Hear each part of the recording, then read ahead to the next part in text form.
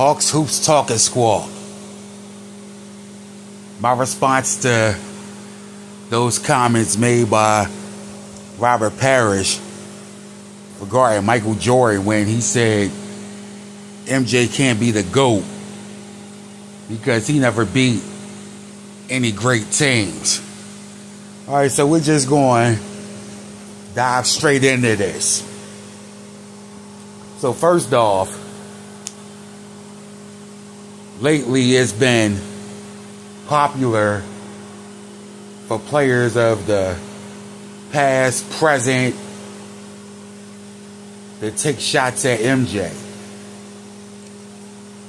And you know, the talking heads started this mess. It's been going on for some time now. But now it seems like everybody's jumping on the train. Like that's the cool thing to do. They know that's the way to get views or whatever. So they talk that nonsense. And why me, I personally don't believe in the GOAT. One player listed above everybody else over NBA history. Now, I do have GOAT meaning greats of all time, which would be a handful of players, but not just one GOAT. Elevating one player above everybody else over 70 plus years of NBA history. And Mike even said it himself that it makes him cringe when people address him as the GOAT because he feels that it's disrespectful to the players of the past that, or even the players of the future that he never had a chance to compete against. So that's why me personally, my GOAT means greats of all time, meaning more than one player.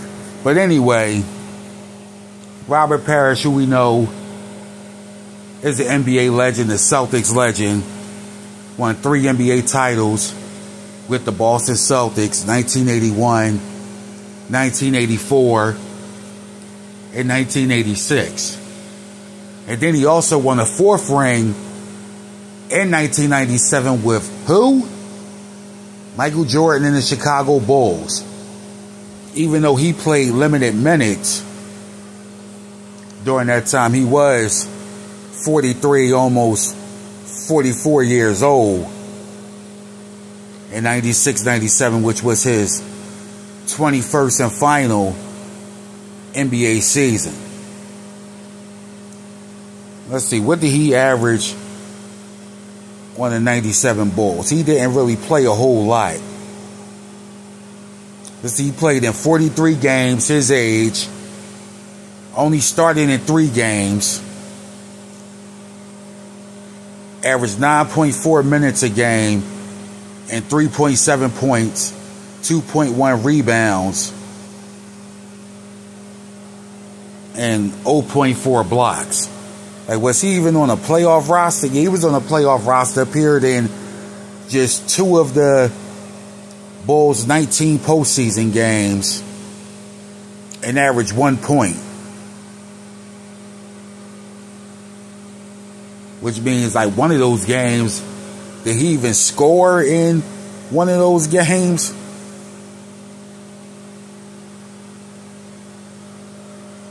During the playoffs, let's see.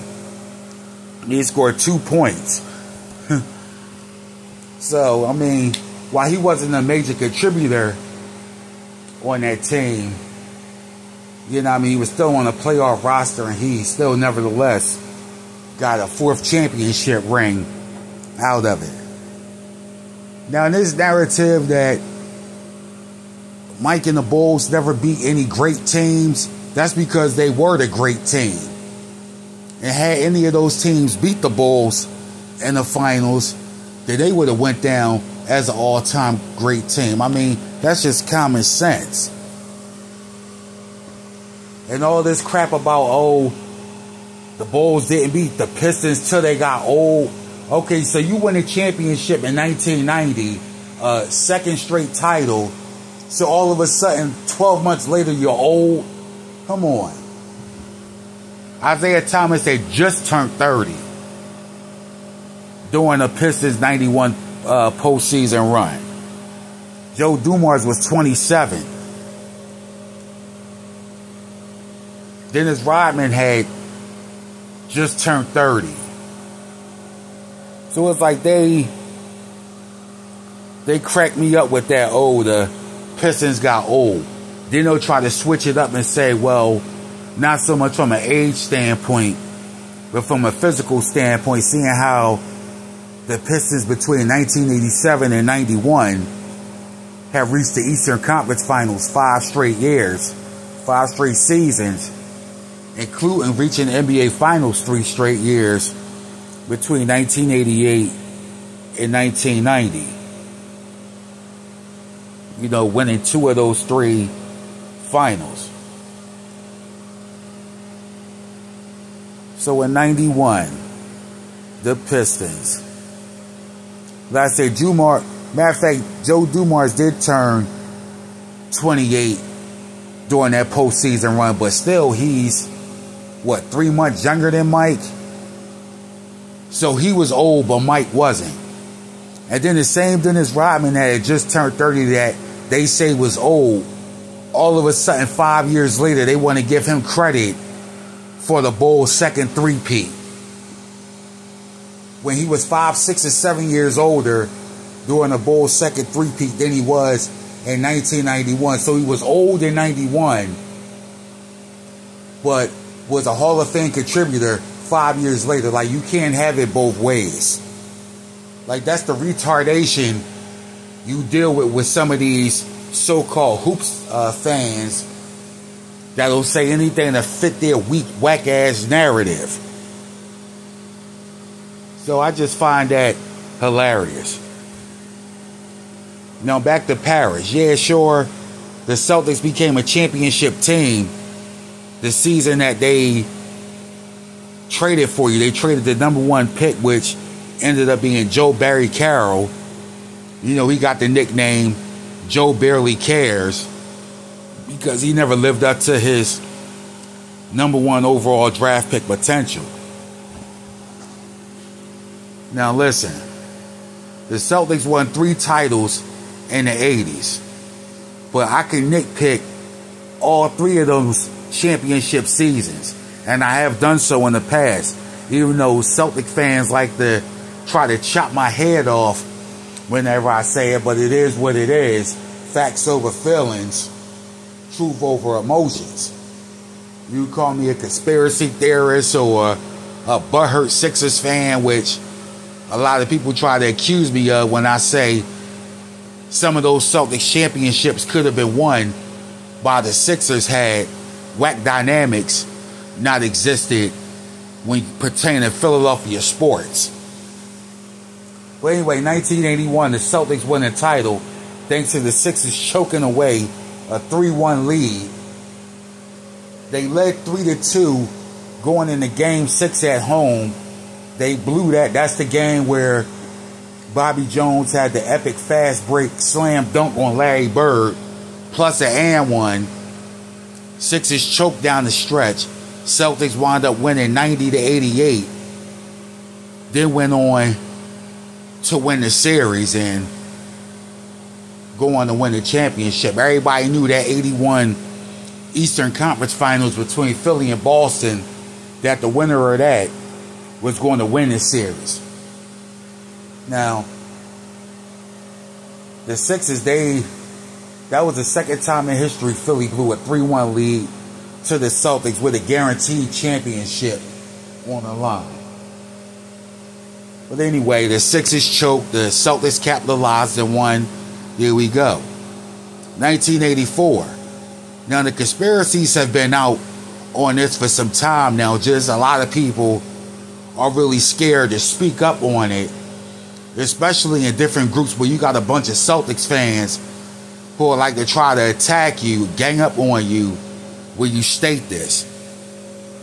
But 83-84, the Sixers are the defending champions, coming off that fantastic 65-17 season in 82-83, where they went 12-1 in the playoffs. It would have been 4-4-4, but it ended up being 4-5-4. Sixers escaped Boston that postseason, even though they would have beat them anyway, because the Milwaukee Bucks swept Boston in the second round. And that was the final season before Dennis Johnson came to Boston and head coach Bill Fitch was replaced by Celtic legend and champion K.C. Jones. Now, 83-84. The defending champion Sixers beat Boston 4 out of 6 matchups during the regular season. But they get put out in the first round, upset in the first round by the New Jersey Nets, who between 82-83 and 83-84, the Nets gave the Sixers the most problems during those 2 seasons. 82-83, out of the 6 matchups, both teams went 3-3, and it was the same result for the 83-84 season. So for a lot of people, that there's really not a big shocker that the Nets were the ones that upset the Sixers, because, like I said, during that time, the Nets gave the Sixers problems during those 2 seasons in particular. Now, that was the period of the 80s where the Nets had a pretty good playoff run. You know, we had just traded Darryl Dawkins to the Nets, and Dawk was a good reason why the Nets gave the Sixers problems during that time. But anyway, had the Sixers escaped by the Nets, they would have beat Milwaukee in the next round, and who's to say they wouldn't have beat Boston in the conference finals to go back to the chip. Now, from a conspiracy theorist note, you know, and I hear a lot of OG Sixer fans saying this, that the league let the Nets beat the Sixers because they know Philly would have gave Boston a hell of a time during the postseason, and around that time, everybody wanted the Lakers-Celtics finals matchup. Magic and Bird going at it. That's what they say. But anyway, 1985-86, the Celtics fans going to be real butthurt and emotional over this one. I say, yeah, they were a great team, but when people say, oh, they're the greatest team of all time, nah, that's bullshit. They're not even the best team in the 80s.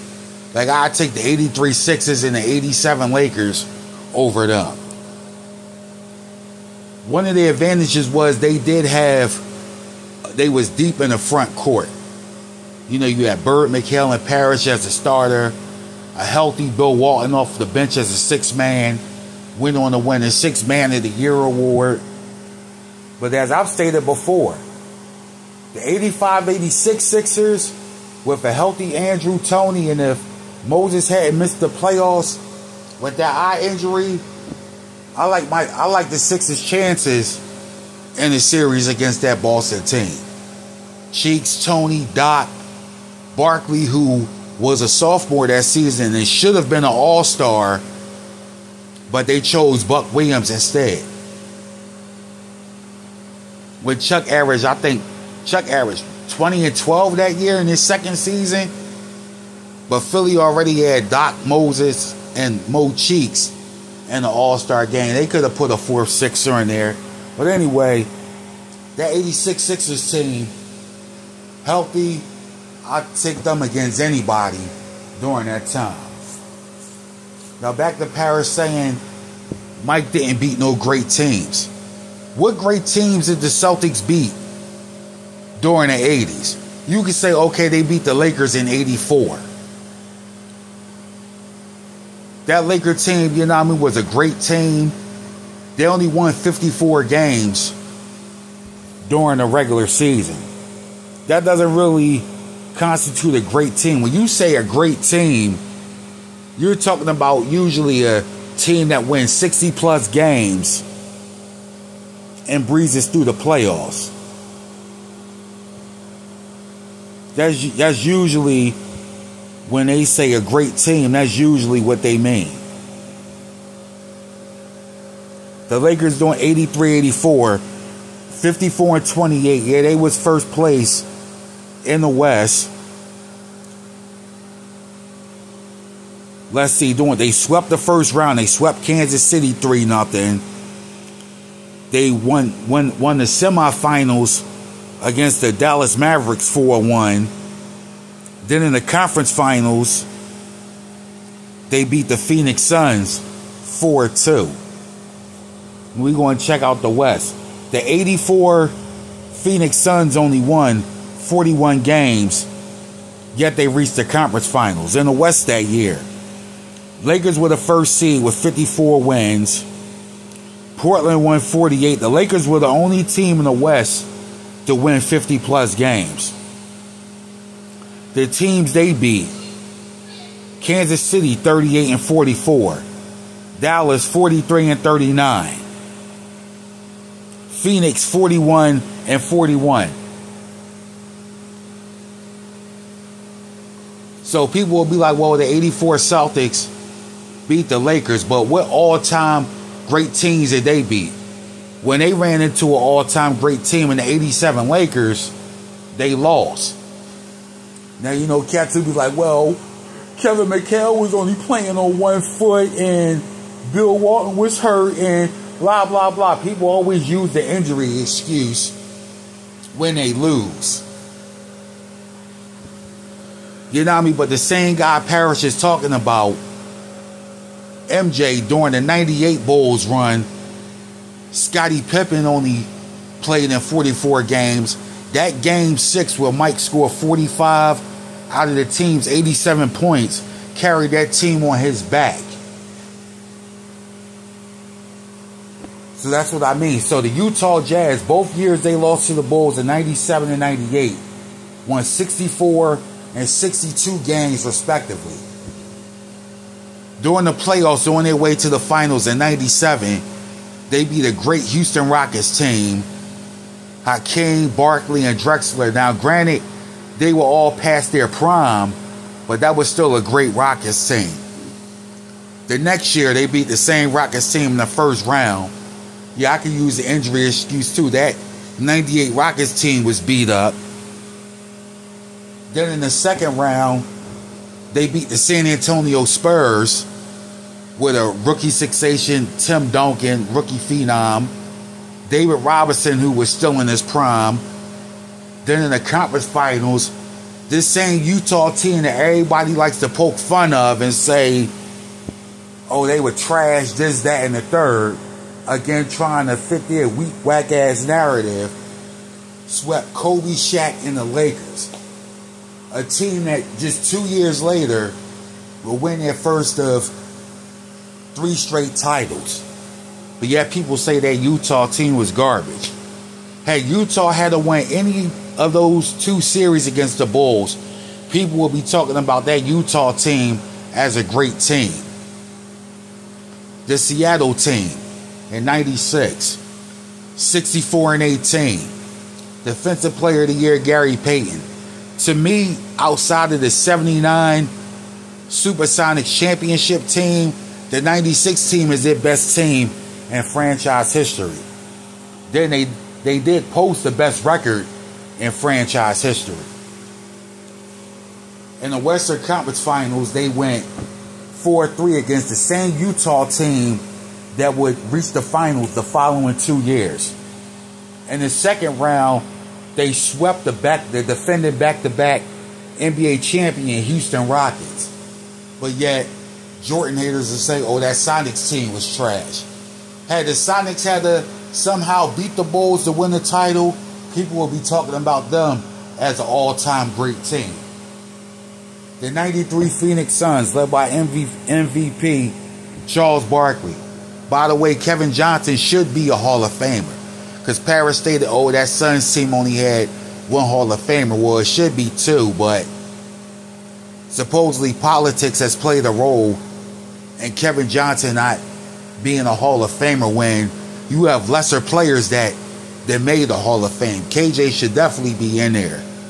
During the early to mid 90s, see, these young boys don't know.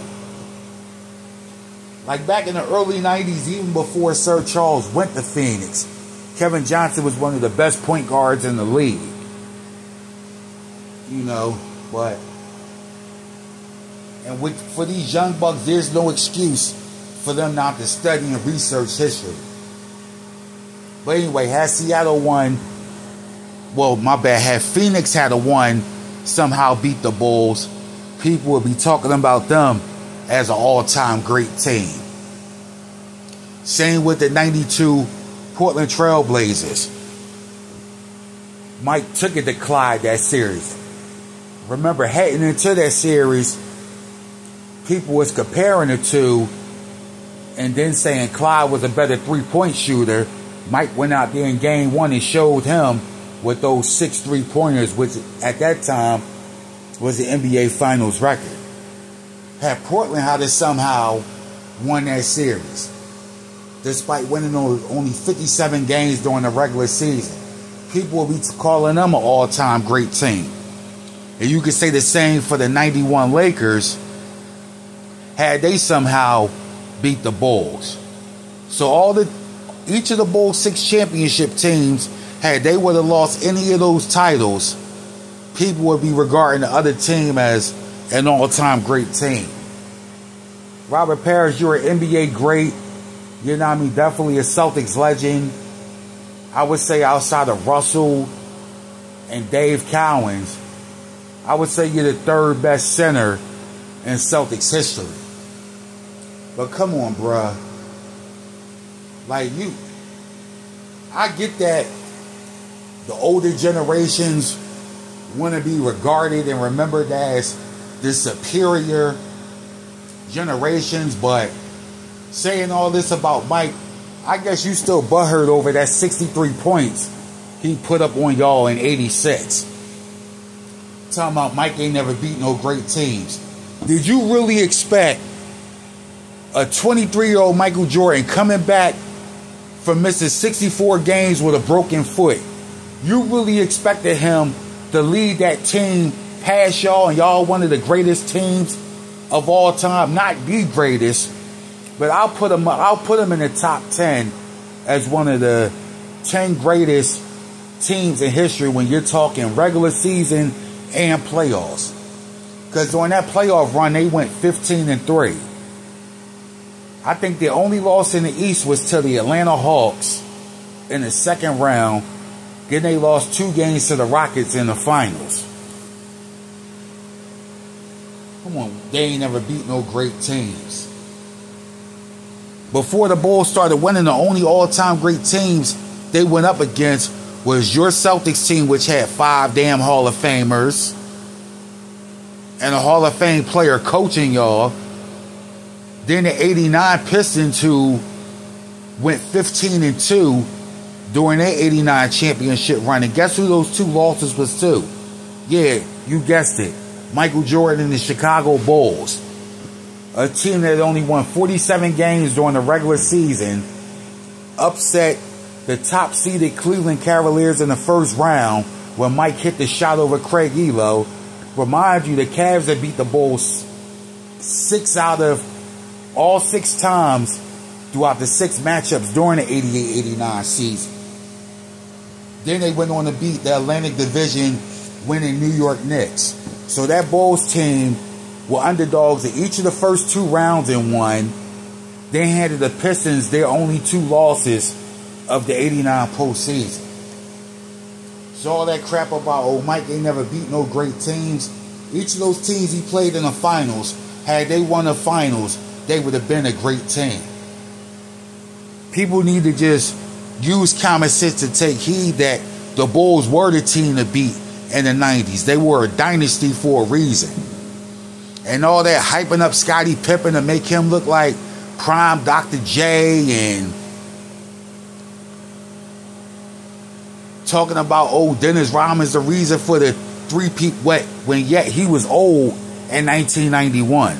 But I say again, this is the stupidity of people.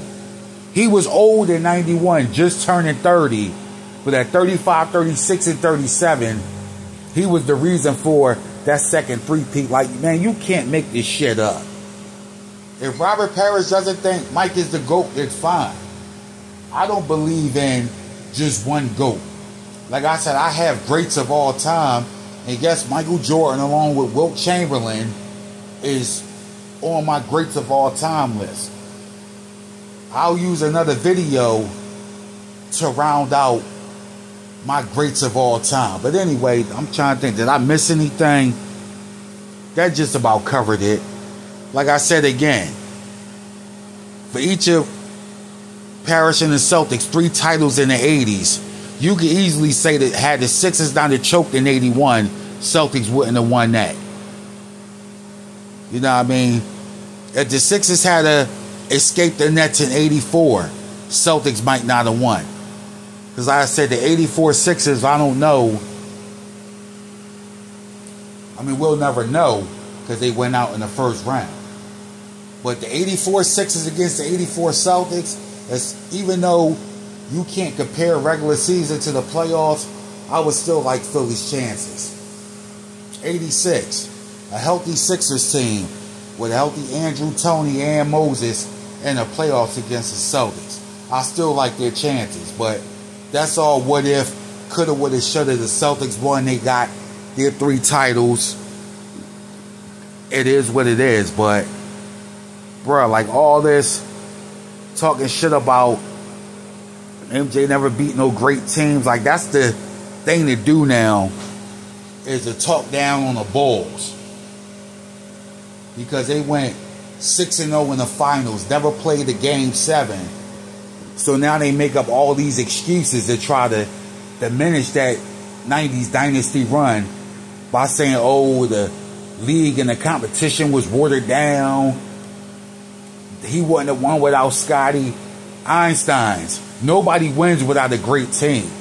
Parrish doesn't win those titles in Boston without Larry Bird and Kevin McHale. I mean, that's common sense. But anyway, this is some Hawks Hoops talking Squawk. You know what I mean? People have been asking me my thoughts on this topic.